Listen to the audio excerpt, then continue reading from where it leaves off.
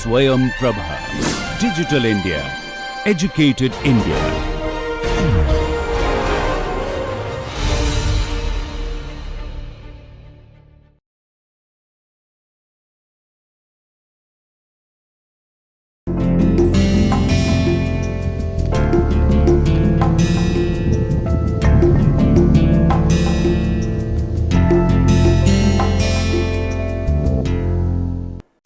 Welcome to NPTEL's course on communication skills.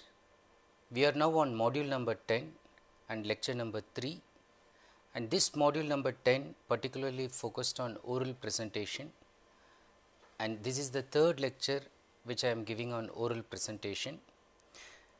Overall, in the past two lectures we discussed about techniques, strategies by which one can overcome fear. Fear is the major deterrent against a person who wants to become successful in giving a oral presentation. So, how to overcome fear, that was the focus on the first lecture that I delivered. I particularly pointed out that fear can come through the mental, psychological, even the physical outlook, and then it has to be approached through these three aspects. Mentally, one has to keep a very positive frame of mind, one has to avoid all the negative chatter. Emotionally, one has to think that all the people who are there among the audience, they are all one's own friends, they are not there as enemies. Both mentally and emotionally, one has to realize that you are there as a public speaker or as an oral presenter because the audience have bestowed in you the position of a leader. Now, once you realize that you are given this leadership to you, so you are the one who are in control over the whole situation. You cannot expect the audience to come to your rescue, especially in a case when somebody from the audience is putting you some very tough and embarrassing question. The audience rather are expecting that you, being the leader, you take control over the situation and then you emerge as a very winning and competent leader. You will be surprised to know that even in oral presentation I am talking about leadership qualities. When I was talking about GD, I was talking about leadership qualities. But throughout, if you look at communication skills, in a sense it is helping you to develop yourself, your own leadership qualities. And this is one activity of communication skills, public speaking, oral presentation, where you just bring those qualities to the forefront. Now, once you manifest these qualities, apart from doing certain other things like preparation, in which you take care of your body language, just look at the mirror or video your presentation, look at the pitfalls, see what you yourself cannot look at your own image, your own presentation, and even instead of asking your friends, you yourself can correct those errors.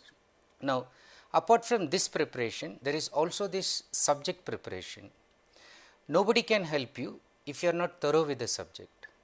So, you have to be 100% thorough with the subject, or conversely, you have to select a subject that you are deeply interested in, that you are so passionate about. So, do not select a subject that you wholeheartedly want to discuss with the audience. You should do anything to avoid that kind of situation where you are talking about something which you yourself do not believe. This means once you know your subject, you should also have belief in your subject. If you do not have belief in your subject, you will not be able to deliver it with force and effectiveness. So, you should believe in what you are doing. Apart from that, some very minor physical tips that I gave you, just like taking your breath very deeply before going and doing that repeatedly. So, that can actually calm your nerves. Then there are also other tips given, like you should know your audience, you should know the level of the audience before you are delivering the content. And then you are also told that you should go to the venue, you should have a preview, review of the venue, and you should be able to give your presentation rehearsal in the venue itself. This again increases your confidence level, because remember I told you that it is unfamiliarity with the situation, unfamiliarity with the venue, that's actually making this public speaking as number one fear even among Americans. We have two kinds of self. There is this social self and there is this presentation self. And of course, psychologists would say that there are many other kinds of selves, so that's a different thing. As far as oral presentation or public speaking is concerned, we can think of self under two categories: the social self, the presentation self. Now, whatever I said in the first lecture, where I said that a person is able to converse with his friends very easily and is able to narrate any incident effortlessly in a canteen, in his own house, in a park, in a movie theater, on the bus stop. So, on all these occasions, if you see, the person is actually involved in his social self, and socializing skills are something that we learn when we happen to be a small kid, whereas presentation self is something that we are not made to learn so easily. There are situations, occasions in which kids do not get an opportunity to train their presentational self. So, what happens when they reach college level, when they reach the formal education level, they get so nervous. Again they try to avoid this coming to in terms with presentation self. So, it goes on like that even when they go to their offices, even when they become business people, even when they become professionals, they tend to avoid this. Now, presentation self is the formal self that we need to put before, with all the leadership qualities manifested, with all the formal aspects of presentation, especially in terms of oral presentation, manifested before the audience. Now, it is this presentation self, once you are able to manifest in proper manner, you tend to become a professional. So, on the first lecture we talked about overcoming fear, and towards the end as well as in the second lecture I discussed about developing confidence. And developing confidence basically comes from thorough subject preparation, knowledge of the audience, knowledge of one's own self, knowing the fact that there is none in the world who is without fear for public speaking. There is nobody who can boast of saying that he can start a speech without little bit of nervousness. Even expert actors, veteran speakers say that initial few minutes they have problems, but I also told you to realize that it is only those initial few minutes, and once you become a very seasoned speaker, you realize that it is not few minutes, it is just few seconds. In some case it is just fraction of second, in some case it is that first word, it may be good morning or hello, whatever you are saying at the first time, your nervousness is overcome. Just breaking that ice at the first moment, once you do that, you warm up, you warm yourself up, you warm the audience, and then it starts triggering. Okay. So, about developing confidence also I spoke in the previous lecture, and then towards the conclusion I mentioned about body language. I talked about how body language is a very integral part of oral presentation, and the audience, all the time when you think that your information is reaching them 100% through words, the audience are actually taking cues, the audience are actually taking what you are telling through visuals, through the way you are communicating your ideas, using your body language, using your gestures, by looking at your posture, by maintaining eye contact with you, by even looking at the way you have dressed for the occasion. So, all these things contribute to the overall effectiveness and quality of your presentation. Now, having said that about body language, let us look at some more details of body language and then look at how you can use visuals. such as pictures, or if you are using a PowerPoint presentation, what are some guiding principles for using that? And towards the end, I will just give you some final tips and then try to conclude this lecture. So, once I conclude, hopefully it would have given you sufficient information, tips about becoming a professional in terms of delivering an oral presentation. Now, to continue with our talk on body language, I would like to begin with telling you some do's and don'ts about body language. Now, what are the do's? In some of the cases, I am just reiterating what I said. First and foremost, face the audience. Now, later I am going to tell you what do I mean by this. When I say face the audience, do not turn back and face the blackboard. Okay. Do not show yourself on the sideways. Just face them all the time. Show your face. Let them look at you, you look at them. Maintain eye contact. There is not a single moment where you are showing your back. Now, in case you have to write something on the board, avoid 100% turning towards this board, but see how diagonally you can still face them. In case you are not able to face them, when you are writing on the board, at least you try to say it when you are writing, so that they are following you at least at the audio level, at the voice level. But still, looking at them then and there, breaking the monotony of writing continuously by showing your back should be avoided. Now, when you face the audience, try to look at each person in the audience. Again, it is easy to say this, but for an amateur and inexperienced speaker, or for the speaker who is going to deliver her oral presentation for the first time, it is not that easy to look at each person in the audience. So, if you remember in the previous lecture, I mentioned to you that look at somebody who is appearing to be friendly with you. There is always some over enthusiastic people. There is always somebody who is very friendly, concerned, generous. They are on the front bench or they are on the back bench. Sometimes they sit on the middle bench also.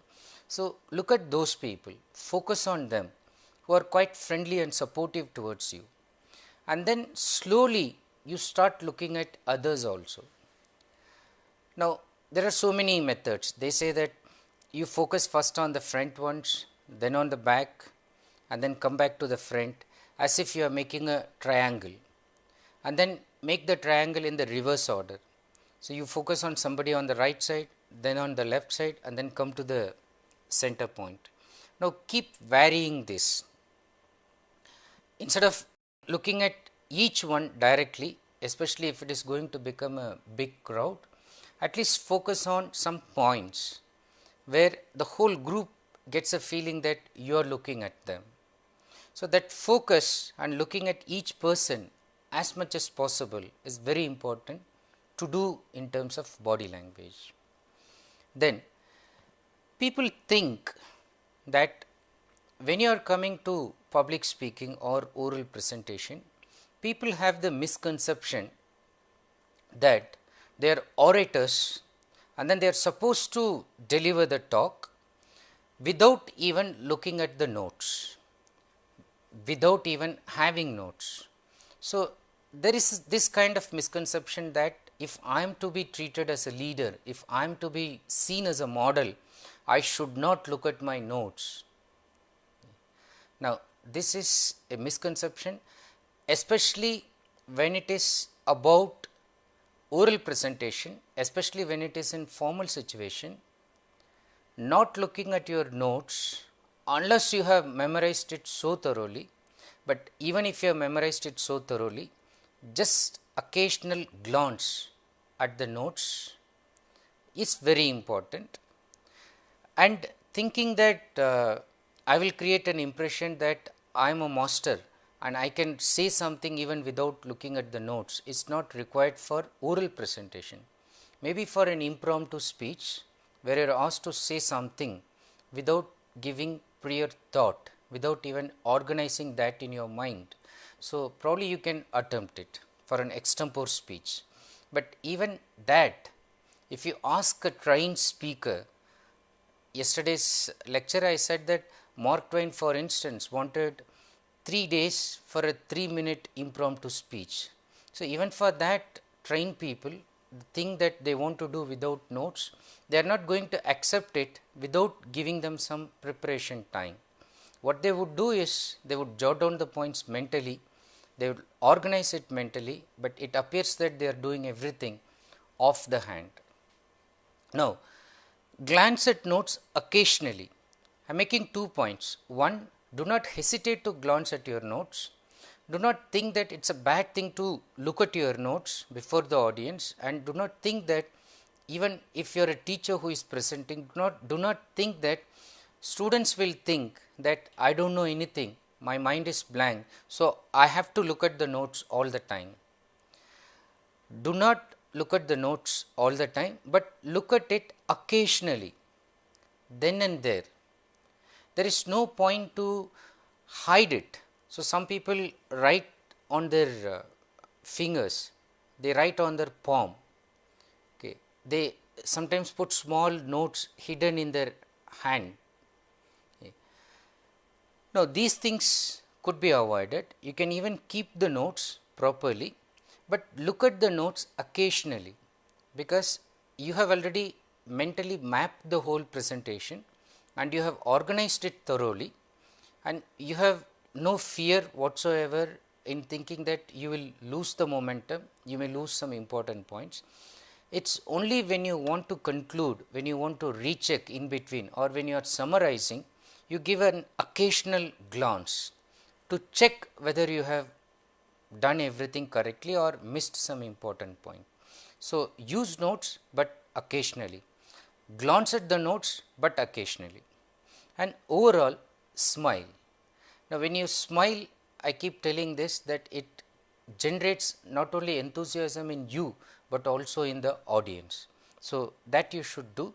And a related thing with regard to this one, if you are using a PowerPoint presentation, is that most of the times the presentation podium is somewhere like this, and then the PowerPoint LCD projector is kept somewhere else. Now, if you have to move from one place to another place, and then you go there, press the PowerPoint, then you come back, again you go and press it. Now, what happens is, audience would lose interest.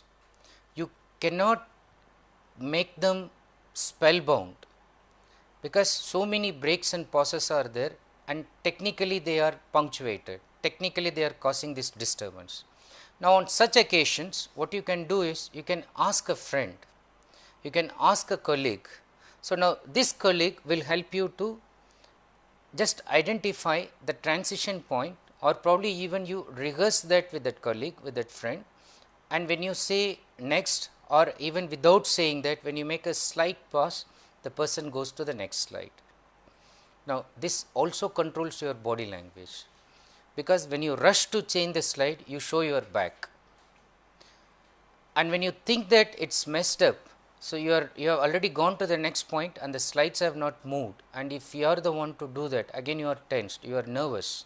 So, your mind is more focused on moving the slides than actually gaining momentum with the talk. You can easily avoid that by seeking the help of an operator, a friend, a colleague. Nowadays, there are remotes. You have a PowerPoint presenter which can be operated by using a battery, and from standing at a distant place, you can still move the slides of your PowerPoint. So, it is like hands free. So, you do not have to go and touch it literally, but from a distance you can do that. This again gives you a lot of comfort in terms of body language. So, keep that point in mind, especially when you are going to use PowerPoint. To continue with some more don'ts, I talked about what you should do in terms of body language. What you shouldn't do in terms of body language: do not hold on to anything. People have a tendency to hold on to something because of their insecurity.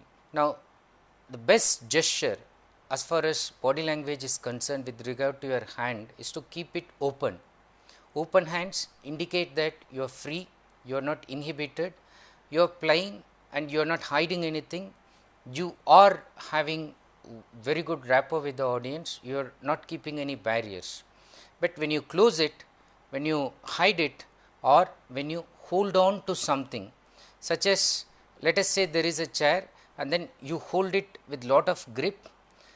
If there is a table, you hold it, you hold a file, you hold a pen firmly, you hold a ruler, you hold this pointer stick, anything that you hold so firmly will indicate your insecurity.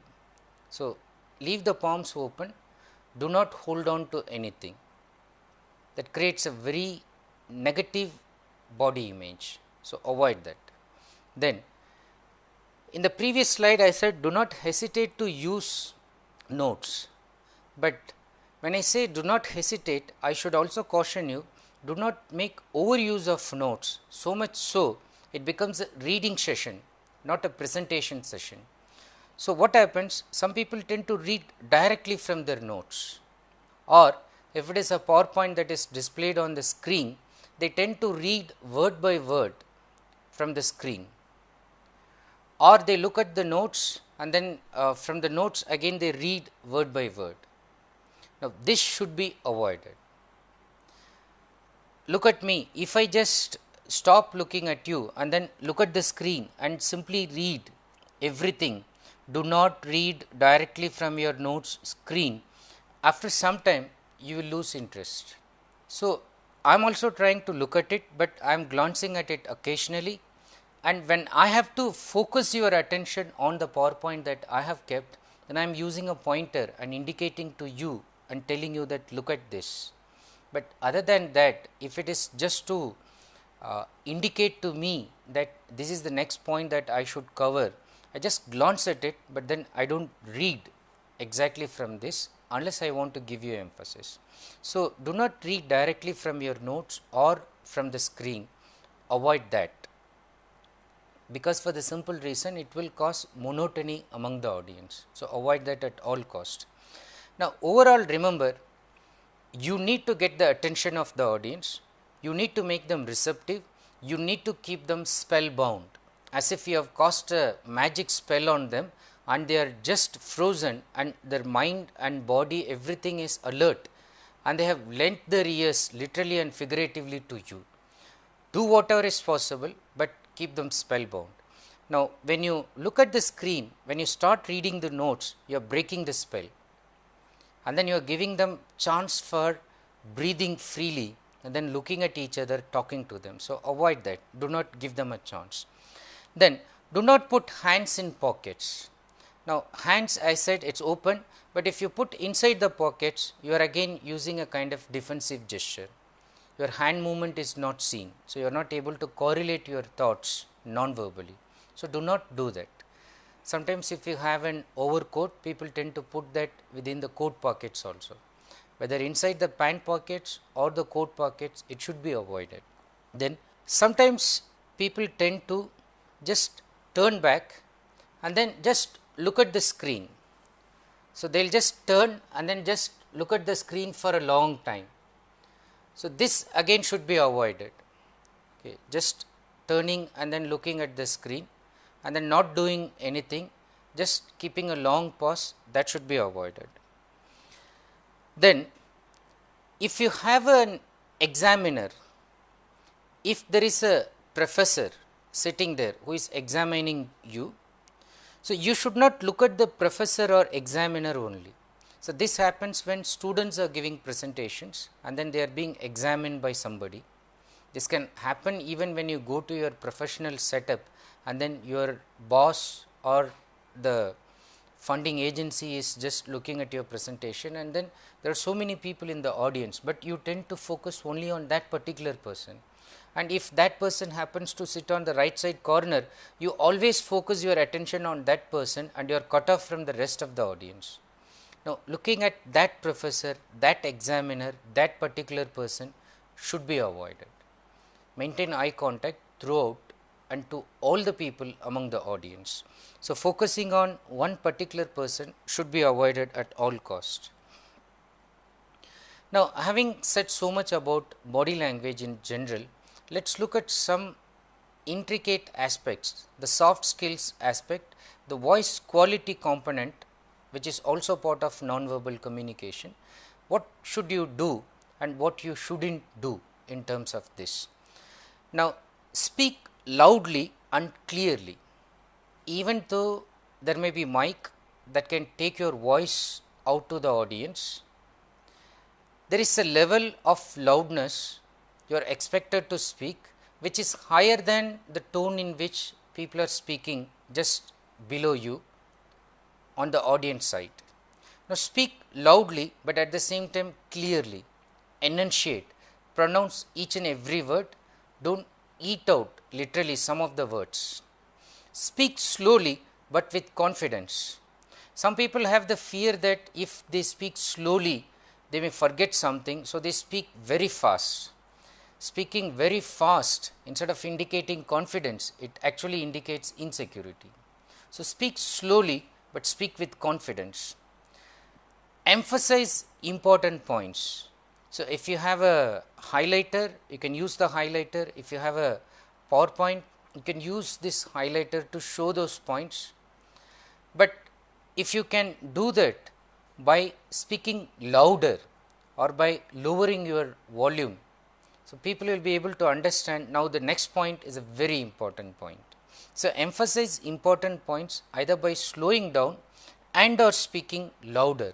This variation can make the audience understand that, okay, now it is an important point. Now, it is a normal point, is discussing in normal tone. Then, if you are in a group, sometimes as it happens among students, what we do is we ask them to give team presentation. There is a project report submitted, and then about 4 or 5 students are given half an hour, 40 minutes, 20 minutes, and all the students should come and give a presentation on the same topic, dividing some chapters or dividing some parts of the presentation. Now, once this is given, 5 persons giving a talk on the same topic, it is very important that a transition is made to the next speaker. What does it mean? The first speaker very clearly comes and introduces the team and then tells, let us say hypothetically there are 5 important aspects to the discussion. The first aspect will be discussed by him, and the second will be discussed by so and so, third, fourth, fifth. He introduces all the people and the topics which they are supposed to talk. Now, once he is leaving, it is imperative on his part to say, now I have done this. Now, the second part of this lecture, of this talk, the second topic, the next aspect will be discussed by my friend, by my colleague, by my classmate, by my friend, so and so. So, he will come and discuss this part. I request him to come and do that. So, that transition has to be given. So, if you just leave and then somebody comes and there is a gap, again audience would feel the monotony and you will be breaking the spell that you have cast before on the audience. So, do not attempt that.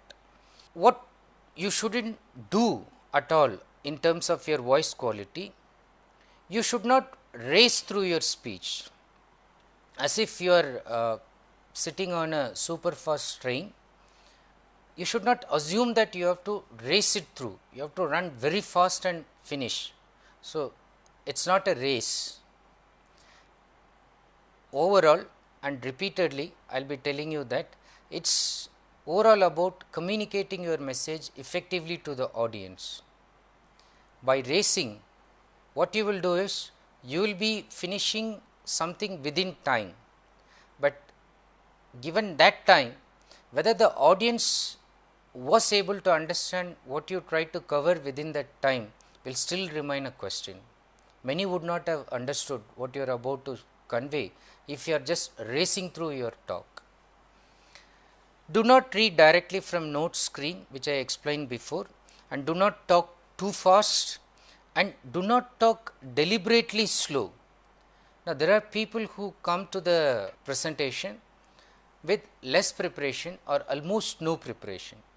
There is no visual aids like PowerPoint, they have not even taken notes, they have taken it very lightly, thinking that they can go and say something. But the moment they come for 1 hour talk, within 10 minutes all the points were covered. Now, once the person realizes that the last point will be covered in another 5 minutes, what the person will do is to talk deliberately slow. Very slowly the person speaks, so that the given time slot is covered. Now, in such occasion, it is better to finish your speech before time and encourage the audience to ask some questions instead of going deliberately slow. So, avoid that. Going deliberately slow should be avoided. You should also avoid mumbling, saying something as if you are murmuring or saying something within your mouth and people are not able to hear it. So, you should enunciate, you should pronounce the words clearly, do not mumble. And one more important point which you should always keep in mind is, do not exceed the time limit. That again calls for professional qualities. In fact, it is something that you should train yourself if you really want to become a professional. Time is precious, time is money, and every part of our life is integrated with time, and every socializing part is linked with the other socializing aspects of other people. So, if you are wasting 10 minutes of your time, and if there are 100 people among the audience, you multiply that 10 minutes into 100 and you are wasting that much time of the people who are involved there. You think it is just 10 minutes, but then it is resulting in hours en masse. Now, more than that, it is not just about wasting time, it is about thinking clearly and presenting your ideas in a very coherent manner and planning that with lot of rehearsal. And nowadays, in the technically advanced PowerPoint, where you can even set the timing and check your timing and keeping some extra minute before that time limit that was given to you. Now, if you can finish it within the stipulated time frame, I would say that you are professional, at least with regard to the time that is given to you. Many people, when they come to the last 5 minutes, actually realize that they have not covered the most important point. This happens in class lectures also. We are all used to teachers telling us that I am going to conclude, this is the last point, but then this person speaks for another 5 minutes and the students are restless. The bell has already rung. Then the teacher says, no, the next most important point, just 1 minute, all of you sit down, and after that I will take attendance. Just sit down. Everybody sits, and then he goes for another 10 minutes. Then again students get up, he says, last point, another 5 minutes. Now, the lecture has not ended, and the most important point was delivered when half of the students have left, the remaining half were just doing something with their bag, kept their notes inside, or mentally, emotionally they have shut themselves off. Nobody was paying attention, and the most important point was delivered after the time limit was exceeded and the audience was not in a frame of mind to receive anything from the speaker. So, that sin, that crime of wasting the time, exceeding the time limit, not adhering to the time limit that is given to you, indicates lack of professionalism, indicates your insensitivity towards audience timings, and then shows that you are not thorough in your subject. And just because you are not thorough, what you have done is you have taken extra time to reach that point, but that extra time, whether you digress, whether you made the audience happy, that did not matter, because the main point was not delivered after the time limit was completely over. So, this, even I am telling towards the concluding part, should be kept in mind at the foremost, that whenever you are training yourself professionally, keep time in mind first. Your presentation, if they say that it is 1 hour, it should be completed in 55 minutes or at least within 1 hour, you will be very much appreciated. If it is 10 minutes, try to finish it within 10 minutes. So, keep the time frame in mind. Now, once you are able to control the time frame, there are certain other things you shouldn't never do at all overall if it is an oral presentation. Just to sum up quickly, one thing I kept telling you is never turn your back on audience. Just like this guy, if you just turn your back, and especially if you are thinking on something, okay, so it looks very awkward, it looks very ugly, and never slouch. So, instead of looking at them straight, keeping your shoulders upright, when you slouch, so you indicate a feeling that you are lazy, you are not thoroughly prepared. Look at this person slouching. Okay. So, there is a bend, and the bend is minimizing the eye contact. Eyes are looking at the ground, eyes cannot actually maintain contact with the audience. So, the person is bent looking at something at the ground and not focusing on the audience. It is indicating maybe defeat, it is indicating that maybe I am sorry, I am insecure, it indicates so many negative thoughts. So, that slouch should be avoided, and keeping hands in pockets. Again it indicates lot of negativity, lot of defensiveness, which I explained before. So, basically keep these three things in mind. And now, let us discuss little more on the use of visuals. That is, although they say that a picture is worth 1000 words, instead of saying something using 1000 words, if you show a picture, the audience would understand very easily. But how effectively do you use it? Picture does not mean any picture. So, you are talking about computers, and then just to attract the audience, you put the picture of a model dressed in bikini. Now, this will of course attract the attention of the audience, but you lost them because they totally digressed. You fed something else in their mind, so completely they lost their interest in the technical aspect of what you are discussing. So, when it comes to visuals, you should clearly understand the purpose, and you should know how you should use the visuals. Now, what is the main purpose of using visuals? Visuals are used to illustrate key points. Now, the frontal section of some equipment, for instance, or the inner part of something, the bifurcated view, heart for instance. So, you want to show the inner part. So, any number of words that you would use to describe those aspects, if you show a picture, it makes it very clear. So, it is used to illustrate key points, and then it is used to reinforce verbal message. So, I say something, but I want to make it effective. I also show the picture part of it, the visual part of it, and stimulate audience interest. Sometimes mere verbal content becomes boring, and we learn so many things by looking at using our eyes. So, feed something to the eyes, give some good images. So, that stimulates the audience interest and focus audience attention. When you put some visuals, apart from what they hear from you, their attention is also focused. Like now when I am saying something, I am also putting visually the words. So, when you are even listening to me and when you look at this, your attention is focused further.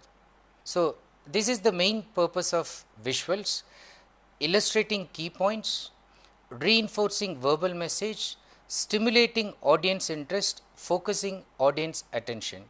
But this should be done in a very positive and integral manner, which is quite relevant to the topic that you are discussing. When I say focus audience attention or stimulate audience interest, you can also do that by showing a picture that is totally irrelevant. But they will focus on the picture, but not on the lecture. So, when I say focus audience attention, I mean that you should be able to make them focus on your message using that picture. So, when you show the picture or the image or the graphic representation of what you are discussing, so they should be able to look at that without getting distracted towards what you are saying. So, I will just give you more details on visuals in the coming slides. I would like to give some guidelines for the use of visuals. Now, first and foremost, when you are using PowerPoint for instance, do not put long complete sentences. Use bullets or bullet points. Now, in a bullet points, what you have will be only keywords and phrases. So, what does it mean? When you are using visuals, remember that you are using them as images, icons. Now, when you are doing this, you do not have to use grammatically correct sentences, complete sentence using preposition, article and all that. Use only the keywords, show them the important phrases, but you should have either memorized or thought of what you should talk about those phrases in advance. For the audience, you will show only the keywords and phrases so that they can use as a kind of mental support while attending to your lecture. When you are presenting on PowerPoint again particularly, use appropriate font size. Now, when I am doing it for a small class and then when I am doing it for a larger audience in the auditorium, obviously my font size will change. But generally, it is suggested that if you are going for the templates which are given there already, they would not let you go below 24 inside. Rare cases it would allow you up to 22, something like that. But the standard font size that we talk of when you are presenting something in text form formally, the Times New Roman in technical report 12 size. Now, that 12 size will not do when you are coming for PowerPoint presentation. It has to be about 24 inside the body and title can go anything above 40 also. So, if you are not that experienced, use the templates which are given, automatically it will set the size. Do not increase, decrease the content. Okay. If you have to use more on a single slide, avoid that and take it to next slide. So, as far as PowerPoint is concerned, using more slides is not a problem. So, you can take it to the next slide and always remember, even when you take it to the next slide, you will use appropriate font size that will be visible to the front one as well as the back one. Apart from that, use appropriate colors. Now, what does it mean? Suppose you are going to deliver it in daylight and then the windows are open and there are no curtains, darkness cannot be created in the room and it is completely quite spacious and so much of light is coming inside. It is better you use a dark background such as blue or black or dark brown, maroon, contrasted with fonts which will be white or cream or yellow, so that the dark on the background and light on the background which is dark, so that white and black, yellow and blue or even some slight light green color on this background would be visible in daylight. So, if it is to be shown in evening time in normal light setting and slightly the room can be darkened, then you are free to use anything of your choice, but preferably again they would suggest you go for white background and use any colors that you are interested in. Use different colors when you are trying to highlight, use different fonts when you want to highlight something, use certain other stylistics such as underlining, using italics. So, use these ones to seek the attention of the audience when you want to say something with emphasis. So, that is about appropriate colors and size. Having done this, it is very important that you spell check every slide. You cannot do it manually all the time. So, use the spell check option that is given on the computer itself, on the software itself. So, when you do that, even if you have done it manually, you would have missed some of the spellings. So, when you recheck it, using the computer, it would again underline something. So, then you may think twice. So, what is the spelling? So, you check it again. Most of the times you have gone wrong. So, correct the spelling. The same thing goes for some kind of proposal that you have presented or a report that you have presented for which you are given marks. Suppose your presentation is to be credited for, let us say, some 50 marks, and then in the 50 marks definitely 10 marks will go in this font size, the way you are presenting, including spelling mistakes. You cannot say that was a typographical error. I cannot be accounted for that. Now, the examiner thinks that's your laziness, that you didn't bother about spell checking. So, you are the one who typed it and you should own the mistakes. So, you cannot escape from spelling mistakes. So, take responsibility for that, check it from every slide. Check visibility. Now, once you have taken care of font size, obviously it will be visible, but then it is worth that you go to the auditorium in advance, try to project it on the screen and go to the back row, extreme left corner, extreme right corner, on some of the corners, on the from the last bench. Now, look at the presentation. Can you see it clearly? Is it visible to you? If it is not, you are there a day before, you are there an hour before, very quickly change the font, increase the slides if required, but change the font size, recheck the visibility before you actually start. By not doing, you are going to lose touch with those precious audience who are on the back rows. So, check your visibility, and once you do that, speak to the audience having set everything there, but not to the visual. That means, do not look at the visual here, do not look at the visual on the board, do not look at that visual and lose yourself and talk about it. Look at the audience all the time. It is they who will decide to look at the visual, or when you tell them to look at it, they will look at it. When you divert their attention, they will do that, but when you seek their attention back to your message, they will come back to you. So, you be with touch all the time, but with the audience, not with the visuals. So, keep that in mind, you should speak to them all the time. Now, in case you are making some adjustments, in case you are adjusting something, do not mumble, do not talk something when the eye contact is completely lost. Make that minor adjustment, make that transition, make that movement, whatever is required when you are setting it up, but avoid talking, because audience will be focused on what you are doing and they may not listen to what you are saying, and the import of what you are trying to say will be lost while making that adjustment. So, stop talking when you are making that adjustment. In fact, you can use polite markers. You can say, excuse me, I will just make this adjustment and come back to you, or let me adjust this for a while, and then make a pause, you adjust it, then get back to them.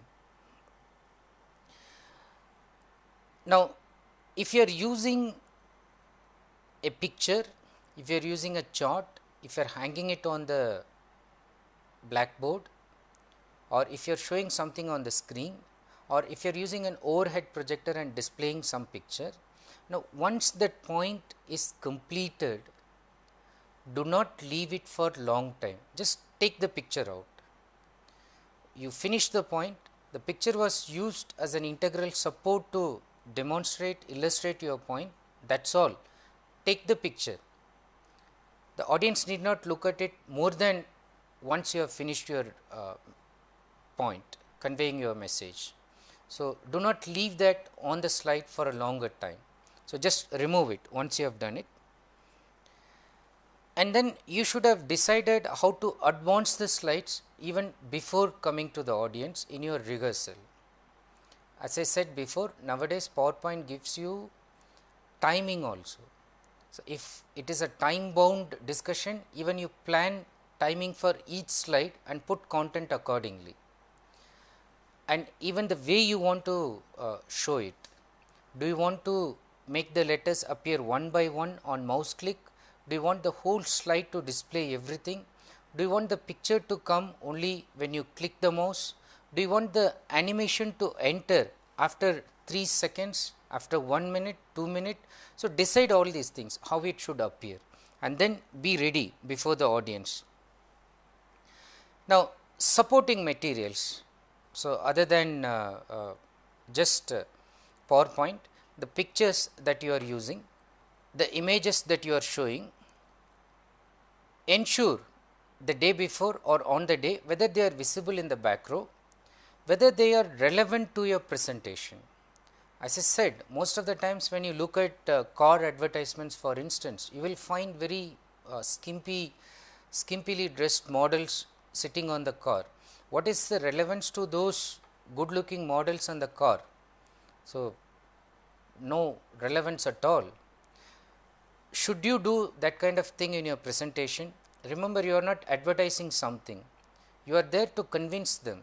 If you remember the previous lecture where I said about the purpose of delivering a talk, apart from entertaining, you are there to inform them, you are there to convince them, you are there to persuade them and then influence them. So, when you show something which is totally irrelevant, you lose that control. So, do not do that. And then if they are very short, check whether they are too short and check whether they are too long, so that they do not distract the audience too much from the oral portion of the presentation. If it is longer than what you are saying, sometimes it can distract. So, ensure that it is short and sweet. More than that, coming back to the time aspect, it should be well timed in relation to your presentation. It appears exactly at the time when you want it to appear, and it appears exactly for the seconds or the minutes you want it to appear. So, you should have controlled it even before showing it. Now, look at this. You should avoid complicated derivation at any cost. This is something that you should watch out for.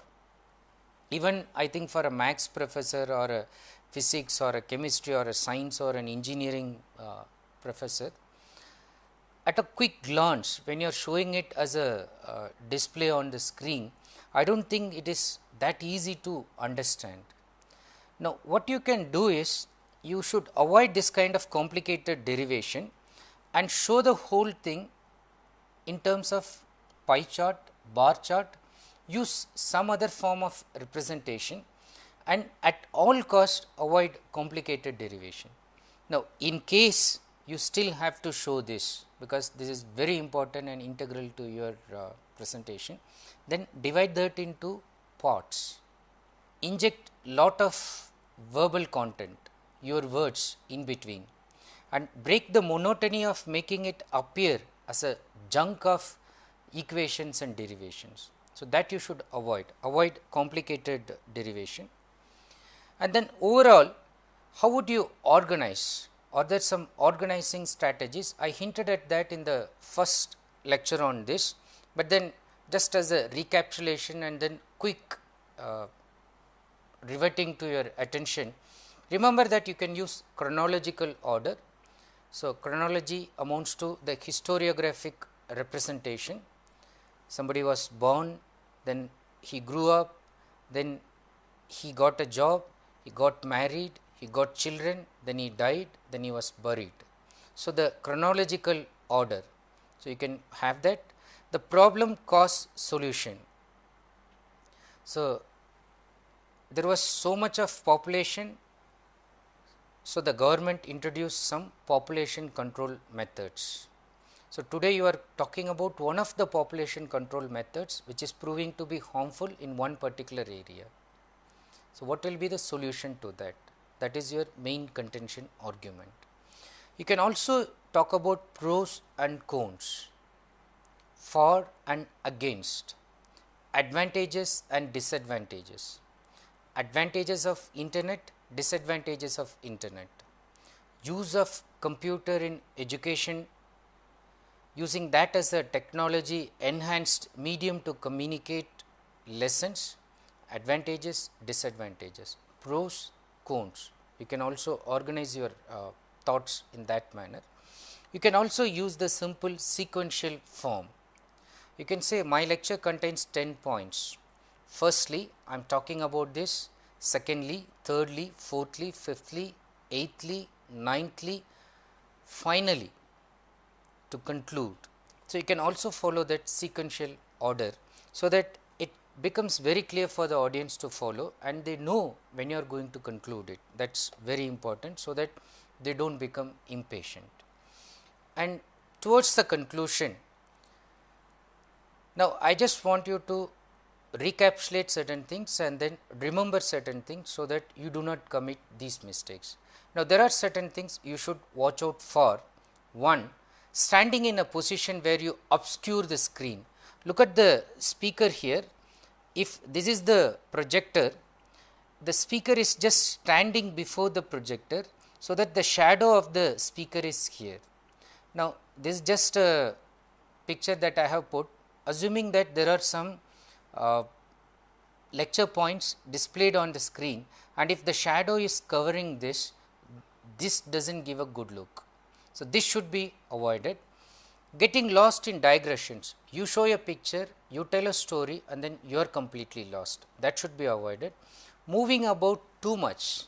So, instead of fixing a particular point, 2 point, 3 points, sometimes the speaker tends to move as if the person is on a walking session or on a jogging session, this side, back side, front side, but it all indicates that there is lot of frenetic movement indicating nervousness and insecurity of the speaker. So, avoid that. Try to fix yourself at a point where you are holding the center stage and you are clearly visible to the audience, and keep an eye on the audience's body language. No matter how interesting your lecture is, if somebody is yawning on the front row and somebody is scribbling somewhere on the back, it is better that you make a pause and then try to break the monotony by introducing humor, by telling an interesting anecdote, or simply asking the person why he is feeling bored, or asking a question, so that the person is involved in this. So, take note of the audience's body language. And some more presentation practicalities.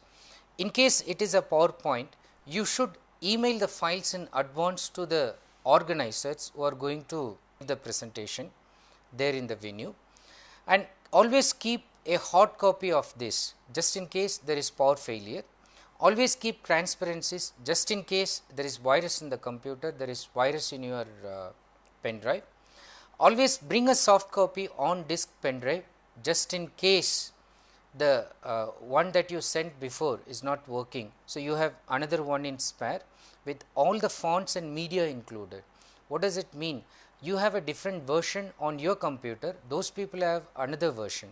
So, you better copy this and then even have a PDF kind of file, so that you will be able to show it to them without any problem, no change in font. And always rehearse with the presentation computer if possible, because that computer you may not be used to, it may create some problem, it may have a different kind of font. And overall, remember, you should practice and keep on practicing. So, there is no shortcut to this. And final tips, try to use some topics from your own experience. Unless you are forced to talk on something, if you can speak on something from your own experience, you will be more passionate about talking that topic and lot of enthusiasm you will have. Try to do that. And develop narrative skills. Look at why somebody is interested in some person, particularly when he is narrating an incident, and why not with somebody else. The person obviously has some very good narrative skills. All of us can tell stories, but some can tell it much better than many of us.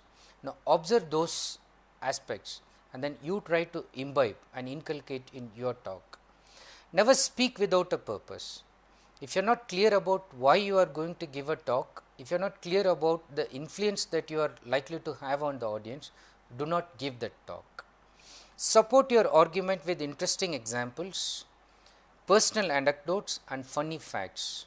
So, this will always make the audience understand however complex the idea may be. And overall, communicate clearly. In order to do that, you should project your voice. What I am doing now, for instance, even my voice is taken on the microphone and even it is quite clearly audible to the person who is recording it. I am just raising the voice little bit, so that it although makes one feel unusual initially, but one realizes that for the audience this is very important, literally to wake them up, keep them in control, and then make even the last benches listen to you very clearly. But the audience will note, if you speak softly, suddenly if you start murmuring, the audience will suddenly note what's wrong with this person. If you speak slightly in a higher volume, louder tone, they are not going to mind. But if you speak softly and if you mumble, they will note it. Overall, you should communicate effectively. There is no point in giving a presentation that the audience cannot understand.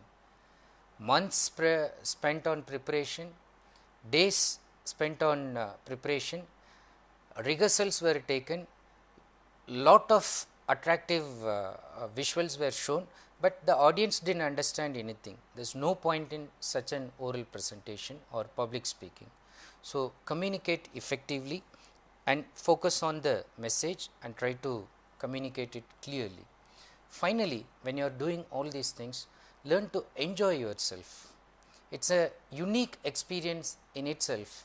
As I said, when you move from one speaking to another one, certain aspect of your personality is also growing, which would not grow otherwise. So, enjoy the part, enjoy yourself thoroughly. When you are able to enjoy, your audience will also enjoy it. And be creative. Do not listen to what others are telling as how it should be done.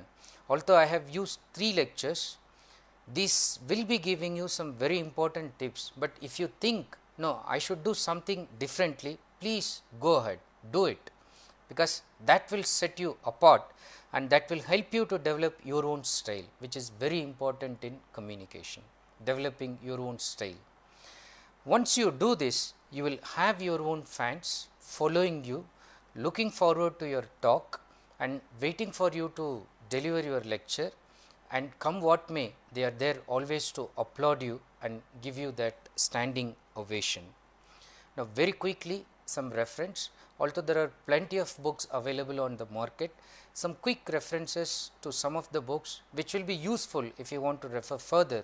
Natalie Rogers' How to Speak Without Fear is a book that looks at this from a physical, psychological, emotional angle, and also gives you some exercises by which you can overcome fear first of all. Of course, Dale Carnegie's all books on public speaking have become classics now. The first and foremost, you have the quick and easy way to effective speaking, and then there are other books by Nelson, for instance, on confidence in public speaking. There is a book on basic presentation skills by Gary Cronert, and there is Karen Kalish's How to Give a Terrific Presentation and Shirley Hughes' Professional Presentations. I am not giving the editions here because they are available easily in Indian editions, they are available in so many editions, all sorts of editions. So, the one that you can get, you can have access to, you can always refer. Remember, if you can get a different viewpoint from a different person, learn from different anecdotes, it is always going to enhance your presentation. So, be open and receptive, and thank you so much and wish you all the best in your next presentation. Thank you.